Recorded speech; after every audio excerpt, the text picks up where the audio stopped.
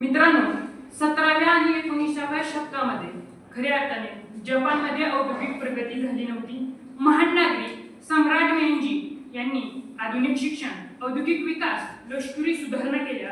परिणामी काही दशकांमध्ये जपान एक आधुनिक आणि बलाढ्य राज्य म्हणून उदयाला आलं. 1945 नंतर दुसऱ्या महायुद्धानंतर जर्मनी पूर्णपणे उद्ध्वस्त झालेले, आर्थिकदृष्ट्या खालच्या पातळीवर आणि नैतिकदृष्ट्या बदनाम झालेलं राष्ट्र होतं. खऱ्या अर्थाने लुडविग एहर्ड यांनी सामाजिक आर्थिक सुधारणा केल्या. परिणामी काही दशकामध्ये जर्मनी पुन्हा एक आर्थिक महासत्ता म्हणून उदयाला आलं. दक्षिण आफ्रिका पूर्णपणे अंधकारमय अवस्थेमध्ये खितपत पडलेला, वर्णभेद धोरणामुळे खऱ्या अर्थाने जगभर तिरस्काराचा विषय बनलेला. महान नागरिक नेल्सन मंडेला यांनी लोकशाही शासन व्यवस्थेची स्थापना केली आणि वर्णभेदाची समाप्त करून महान राष्ट्र घडवलं. ब्रिटिश राजवटीमध्ये भारताची शेकडो वर्ष आर्थिक सामाजिक पिळवणूक झाली.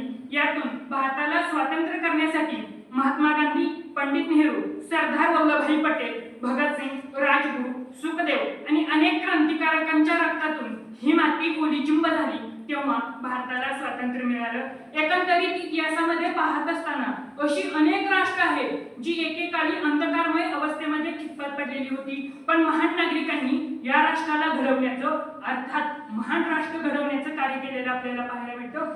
अगदी तोच विषय घेऊन तुमच्या समोर उभा आहे. नमस्कार. स्पर्धक सांकेतिक कोड क्रमांक 9 विषय मांडत आहे, महान नागरिकच खरे महान राष्ट्र घडवतात. खऱ्या अर्थाने महान नागरिकच महान राष्ट्र घडवतात या विषयानंतर संयोजकाने जे टिंबटिंब दिलेले आहे हे वाक्य अधिक प्रभावी, अर्थपूर्ण, थोडं गूढ आणि खऱ्या अर्थाने नवविचार, भावना किंवा कृती हे खऱ्या अर्थाने उपस्थित करताना तुम्हाला मला पाहायला मिळतात. ह्या विषयाची मांडणी करत असताना महान नागरिक म्हणजे कोण, महान राष्ट्र म्हणजे काय आणि महान नागरिक महान राष्ट्र कसं घडवतात हे मला सांगणं गरजेचं आहे. प्रत्येक मनुष्य हा एक नागरिक आहे, पण महान नागरिक कोण घडतो? जो मनुष्य आपल्यातील पशुता ना करून आपल्या चेतनेचा विकास करतो, अर्थात आपली चेतना जागरूक करतो. अध्यात्म, उपनिषद, वेदांत यांचा मूळ आणि वास्तविक अर्थ स्वतः समजून घेतो आणि इतरांपर्यंत सांगतो, तो खऱ्या अर्थाने महान नागरिक ठरायला लागतो. खऱ्या अर्थाने महान नागरिक महान राष्ट्र ठरवतात, पण हे महान नागरिक महान राष्ट्र ठरवत असताना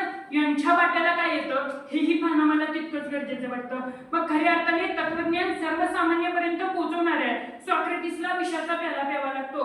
अंधश्रद्धा, रूढी, परंपरा यांना सुरुंग लावून उद्ध्वस्त करणाऱ्या संत तुकाराम महाराजांची गाथा इंद्रायणीमध्ये बुडवली जाते, तर जगाला प्रसाद अर्पण करणाऱ्या ज्ञानदेवांना वाळीत टाकलं जातं. खऱ्या अर्थाने भगतसिंग, राजगुरू, सुखदेव आपली तरुण अवस्था ही देशासाठी समर्पित करताना सरफरोशी की तमन्ना अब हमारे दिल में है, देखना है जोर कितना बाज एका दिल में है, इन्कलाब जिंदाबाद म्हणत हसावर जावं लागतं, तर दाभोळकर, पानसरे यांची हत्या केली जाते. म्हणजे एकंदरीत महान राष्ट्र घडवत असताना जणू नियतीच महान मानवांची, महान नागरिकांची जीवनदान घेते हे आपल्याला पाहायला मिळतं. मध्यंतरी 26 एप्रिल 2025 रोजी आचार्य प्रशांत यांना राष्ट्रीय विकासातील सर्वोत्कृष्ट पुरस्कार देऊन गौरविण्यात आलं. त्यांच्या मुलाखतीत त्यांना विचारण्यात आलं की तुम्हाला हा पुरस्कार मिळाला याबद्दल तुमचं काय मत आहे. त्यावेळेस त्यांनी सांगितलं की राष्ट्राच्या जितका बाहेरील विकास महत्त्वाचा आहे, तितकाच नागरिकातील आतील विकास नागरिकांचा गरजेचा आहे